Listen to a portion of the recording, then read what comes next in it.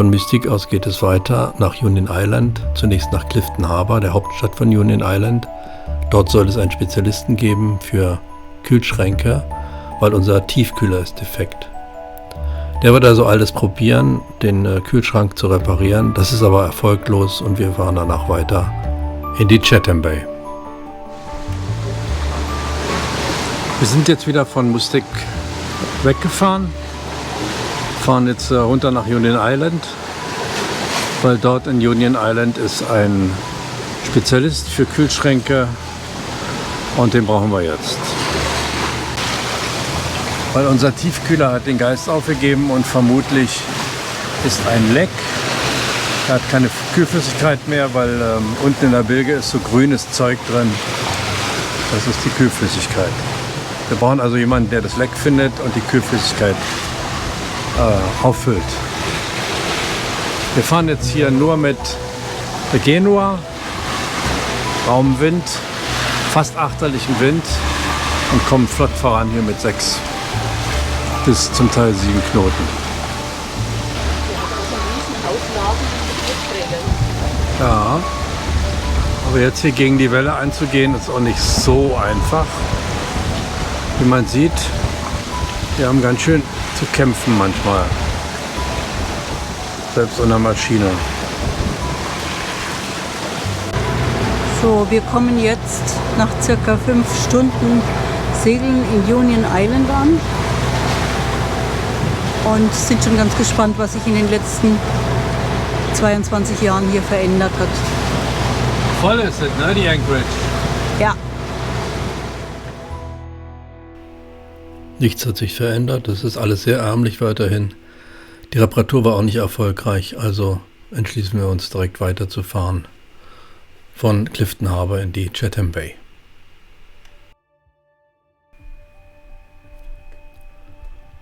Die Chatham Bay ist richtig toll hier, finde ich. Allerdings hat es ziemliche Fallböen und es ist auch relativ voll, weil in den nächsten Tagen soll ziemlich viel Wind kommen.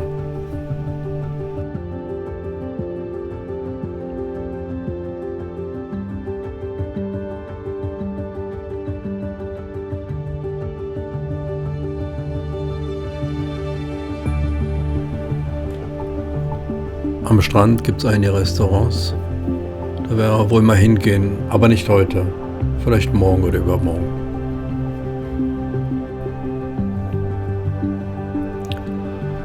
Wir liegen jedenfalls super vor Anker hier.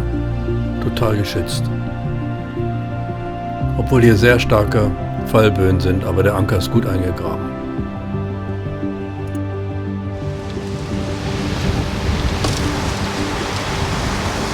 Hier in der Chatham Bay gehen wir jetzt mal an Land, ein bisschen spazieren am Ufer. Und hier ist scheinbar ein Hotel.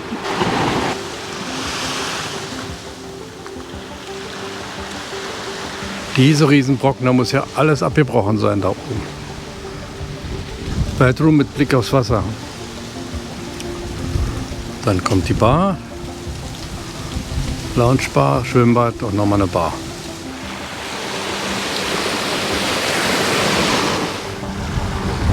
Das ist einfach eine tolle Bucht, Chatham Bay.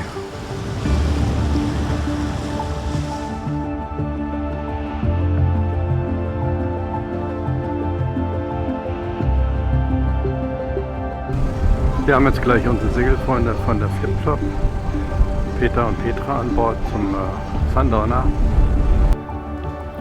Am Abend sind wir dann zusammen, also Christine und ich und Peter und Petra von der Flip-Flop zusammen essen im Restaurant. Da gibt es Lobster, schön vom Grill. Wunderbar, exzellent. Hat sich gelohnt. Von der Chatham Bay fahren wir jetzt etwas nach Nordosten wieder, und zwar in die Tobago Keys. Die Tobago Keys sind praktisch das Traumrevier in der Karibik. Ja, in diesem Video geht es ja im Wesentlichen um die Tobago Keys. Wir waren ja 1998 schon mal hier und beziehungsweise zum Jahreswechsel 98, 99. Wir waren dort natürlich auch in den Tobago Keys und wir sind gespannt, was sich jetzt geändert hat. Zusammenfassend kann man sagen, es ist genauso voll wie früher, überraschenderweise. Ich dachte, das wäre viel, viel voller, ist es aber gar nicht. So empfinde ich das, ja. Und zweitens, früher waren die Boat Boys sehr, sehr aufdringlich. Die kamen ständig an und wollten einem was verkaufen. Und das ist jetzt nicht mehr so, sondern sie kommen einmal am Tag an, sagen Hallo, schön, dass ihr da seid. Wenn ihr irgendwas braucht, sagt er Bescheid, wir können euch das mitbringen von der nächsten Insel. Und wenn ihr ins Restaurant gehen wollt, das ist da vorne am Strand, dann können wir euch abholen, hinbringen und dann auch wieder zurückbringen. Das ist ein Service vom Restaurant. Fertig. Und dann kommen sie nicht mehr an. Und das ist eigentlich sehr, sehr schön, muss ich sagen, sehr angenehm. Und wahrscheinlich haben sie auch gelernt, dass dieses ewige Quengeln alle 10 Minuten die Leute irgendwann nervt und sie so viel, viel besser fahren. Die Boote hatten damals lustige Namen, inzwischen immer noch so ein bisschen, so einer heißt Fresh, der andere heißt Fresh Fresh und der dritte heißt More Fresh. So heißen die Boote irgendwie. Und gut, wie sie jetzt heißen, habe ich vergessen, aber das ist mir so in Erinnerung geblieben und das ist immer noch so tendenziell so. Aber die Boat Boys sind sehr nett, die Locals sind überhaupt sehr nett. Und man braucht da keine Angst zu haben. Tobago Keys sind wirklich toll und ich hoffe, es gefällt euch. Viel Spaß dabei. Einfahrt in die Tobago Keys am Freitag, den 15. Februar.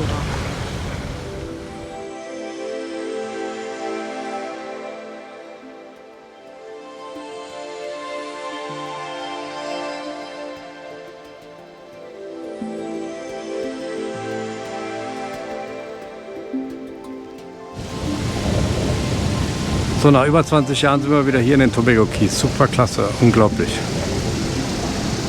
Genauso voll wie früher.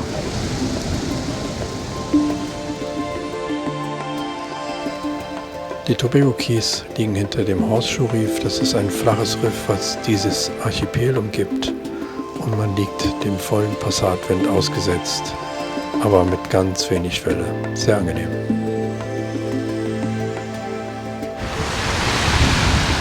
Wir sind jetzt hier auf Baradal, das ist auf der Insel neben, also in den Tobago Keys. Hier kann man schön ins Beiboot lassen. Man muss mit dem Beiboot natürlich an Land. Und hier direkt da vorne, wo man schnorcheln kann oder wo viele schnorcheln, ist ein Schildkrötenreservoir.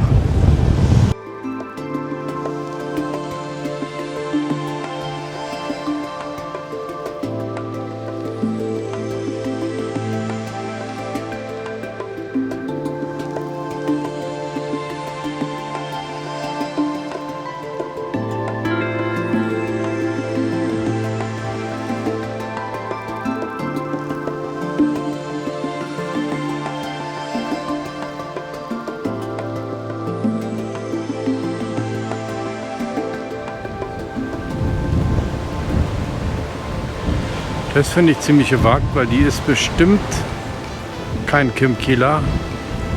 Die kann bestimmt ihren Kiel nicht hochholen, weil da vorne ist nicht viel, also da ist sehr flach, ist nicht viel Wasser.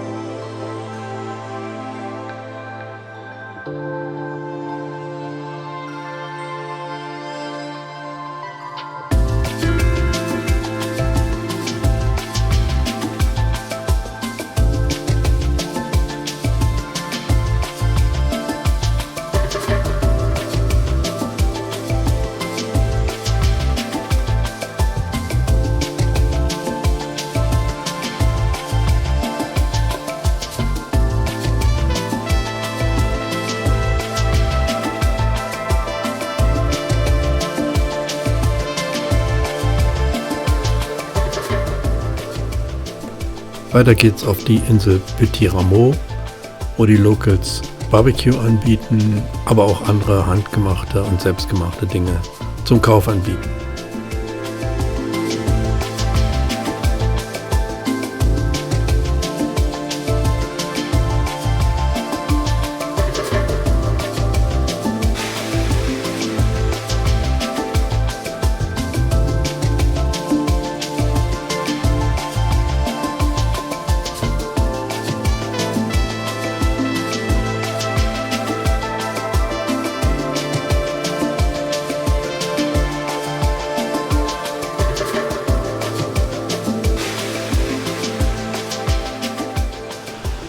Die Fischabfälle des Restaurants werden gern genommen von den Rochen und anderen Fischen.